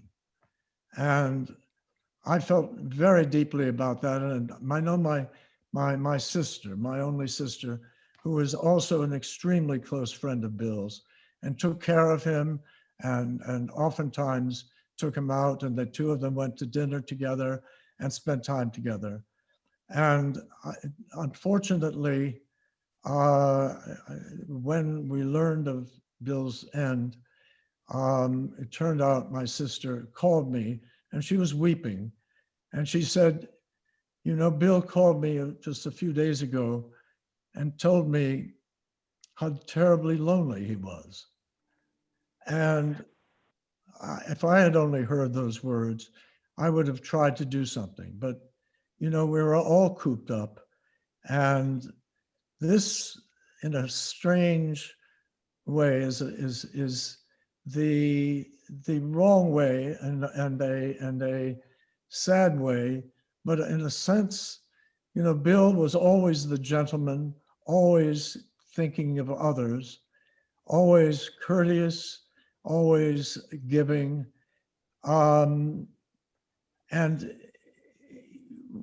in a way, I feel like, in a sense, we failed him at the end. Right now, I occasionally have this moment when I think maybe he'll send me a blog about his latest adventure and say, it's okay, Jim, everything's fine. I hope. Thank you. Thank you, Jim. And I had forgotten, Mrs. Fox, are you, let me just see. Are you around? Yes, the Foxes? We're here. We're here. So I think you had some technical difficulties earlier, correct? Yeah, I switched from an iPad to an iPhone and it's much happier. Okay, well, yeah, now I hear you loud and clear, so. So I just wanted to say, Jim's words have really hit home with John and me. Jim is responsible for John and me actually getting married. Bill was, along with Jim and many others, one of John's ushers. So we've known Bill for a long time, but one story that people may not know, someone mentioned, and I'm sorry, I don't remember who, didn't think Bill was a particularly religious man, but during their undergraduate career, and John will back me up, Bill suddenly wanted to be baptized as an Episcopalian, maybe. He needed godparents. And John served as his godfather in the baptism ceremony. I'm not quite certain that John fulfilled all of his godfatherly duties, but except that when our son Tom was born, we invited Bill to be Tom's godfather. And Tom was unable to be listening in today, unfortunately. But I just thought people would find that an interesting aspect of Bill's life that they might not have heard about. The other thing that we thank Bill for, he visited us frequently here in Boston. And he would stay on our third floor where we have guest room. And he urged us to improve on the banister going up the very steep third floor stairs. So we did. So we have a sort of, thanks to Bill, a better banister going to the third floor, and also a grab bar in the bathroom, which he thought would be a good idea. The pity is that he never returned after we installed all these things. I don't think he ever got a chance to be on our third floor again. But we just, every time I go up and grab onto this aspect of the banister, I think of Bill. And we hope other guests find it helpful. And then finally, there's a photograph that unfortunately didn't get into your slideshow of Jim, Bill, John, anybody else? In formal dress, playing croquet. Whose house was it? Somebody tried. Anyway, some hostess was quite shocked when the boys turned up in their formal clothing to play croquet. It was on Mount Monadnock. Correct. It was on Mount Monadnock, and we were at the Putnam's house, Michael Putnam's family. Okay. I'm intruding on you to remind you. No, thank you. And John was in a top hat, 6'8" plus another 2 feet. It was a monumental, let's say, scene on a monumental mountain. Yep. Top hats, tailcoats, and everything. It was it's a marvelous photograph, and I'm sorry, it's in Maine, and we haven't been able to go to Maine, but that's where the photograph is. So those are just a few vignettes from us. Thank you. Thank you. And when you are able to get a hold of that photo, if you find a way to send it to me, I will make sure it gets into the slideshow. John, I think you did a very good job as godfather, even if Uncle Bill did go to church every Sunday. We know he was a good man. So you should feel very proud. So thank you both. I think that's all the people who were scheduled to speak, unless Mr. Mehta is there. Let me just sort of scroll. You know, at this point, if anyone feels like Yeah, you're comfortable with just jumping in and saying whatever you. Oh, Adil is here. Hello. You go right ahead. Yes. Hello. Yes. Hey. Bardil Tirana. Yes, we would love to hear from you. Okay, speak on it. I'm Bill's. I shared 2 years at the Columbia Law School. We lived together, and he was marvelous. My brother and I were.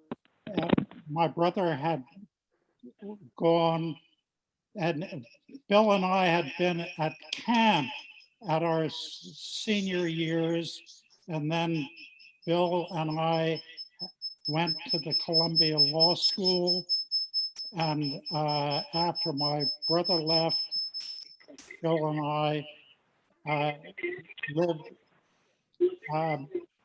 in an apartment, and we had a marvelous 2 years, and we communicated nonstop.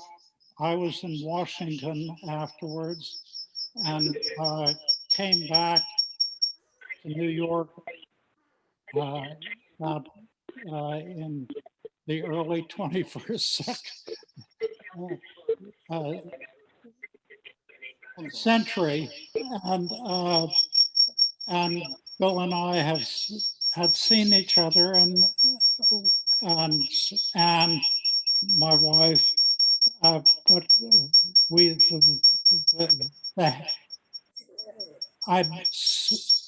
I saw him. He was part of our life, and with our coming back to New York, we could see him, and this is a shock that he's not here anymore. Particularly now that we are both in New York. I think that's enough. Anyhow, I miss him terribly already.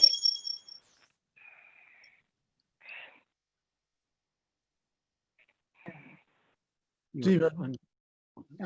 Thank you, Bardil. We appreciate that. Stephen, may I interrupt you? Yes, please. I have the photograph that John and Judy wanted you to see. I don't know if it's lit well enough, but it's right here. Wonderful. Look. You see it? Yes. Put you on speaker view. Does it show it up? No. Oh, that's marvelous. There's Bill in front with a croquet mallet about to hit a long one, which would go down the mountain, of course. All right, don't move the photo. I just did a screenshot of it. If you take a picture with your phone, you can send it to me, but I can use a screenshot. I'm very, very highly skilled at Photoshop. Will do. It's my only skill. While we're on photos, may I hold this photo up and take the chances of your seeing it properly? Bill and myself on our bicycles in front of the Hermitage in Moscow. Oh, it's fabulous. Oh. Rather isn't bad, is it? That is great.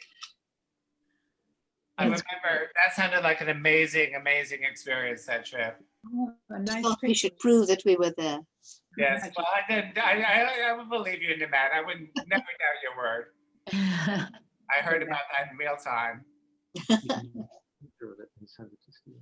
So if anyone else has anything to say, feel free to jump right in.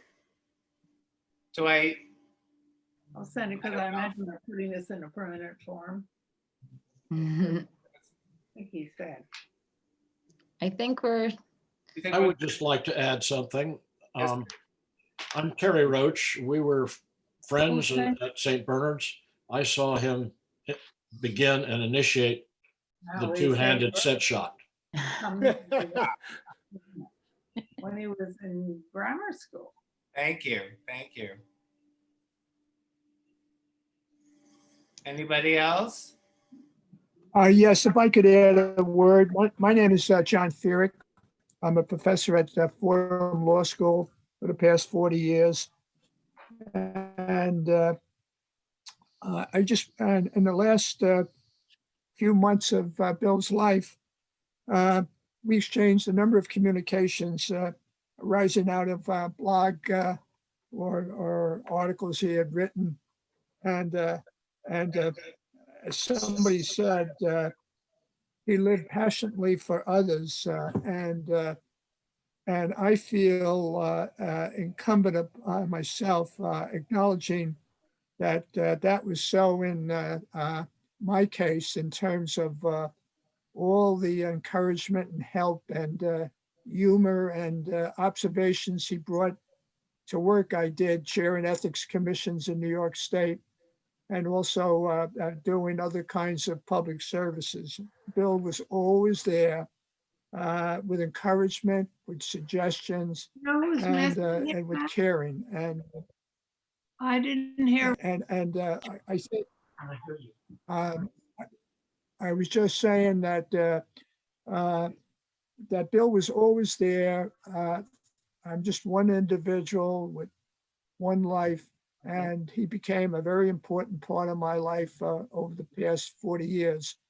And a week before he died, we both agreed that we were going to get together on that street he lived on.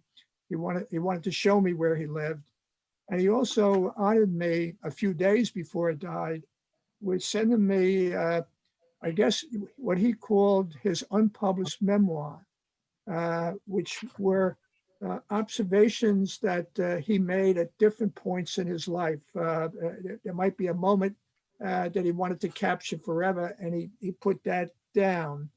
And almost on the day that I heard he died, there was his memoir with an inscription to me.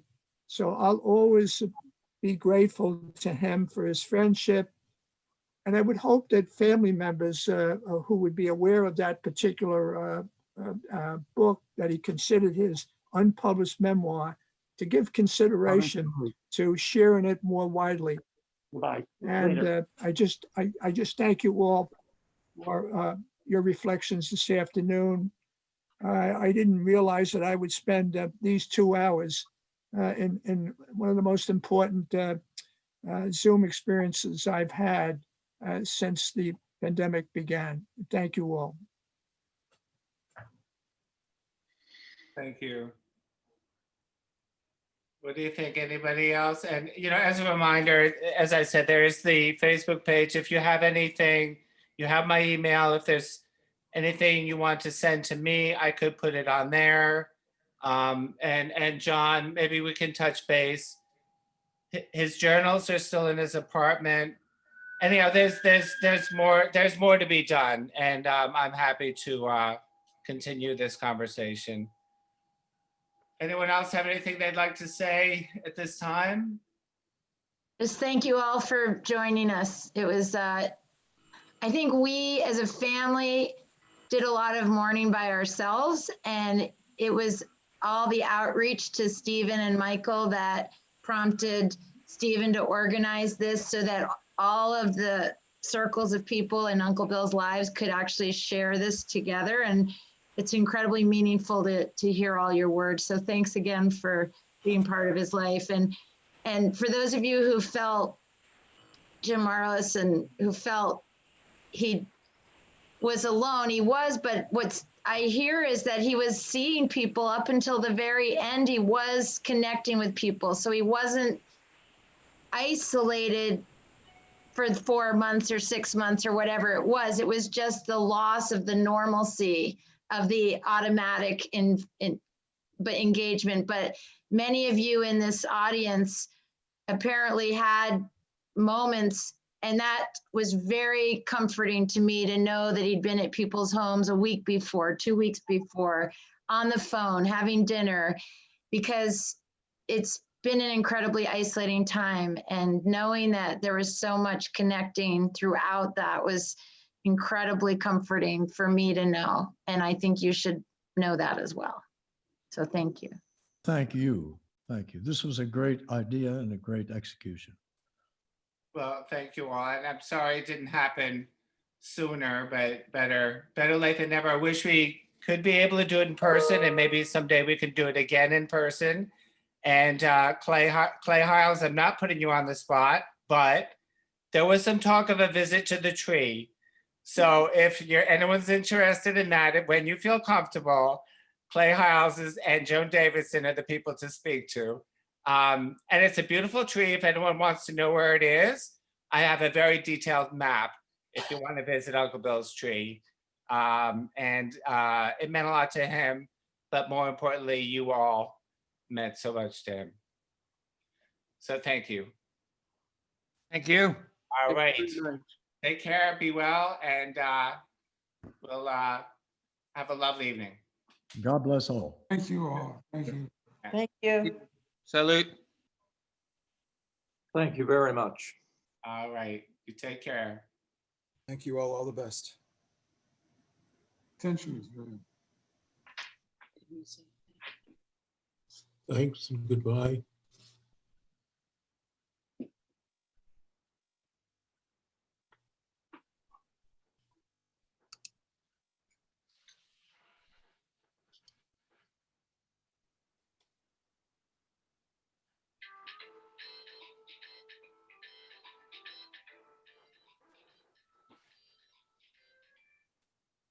Oi, oi, oi.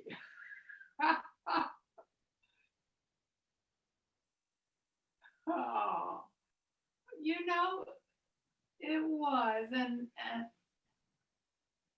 wasn't he a dream? I know.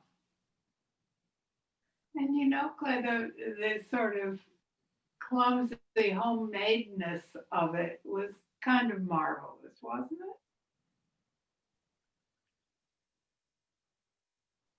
That was not planned, but thank you.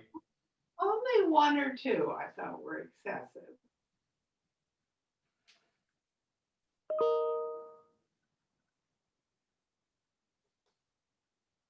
I did.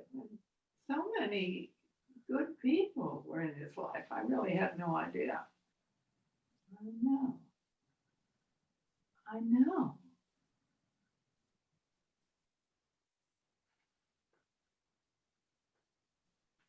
Well, I have a few pictures I'd like to add. You'll have to tell me how to do it. I will officially end it, but thank you to everyone who's left. Take care. Yeah.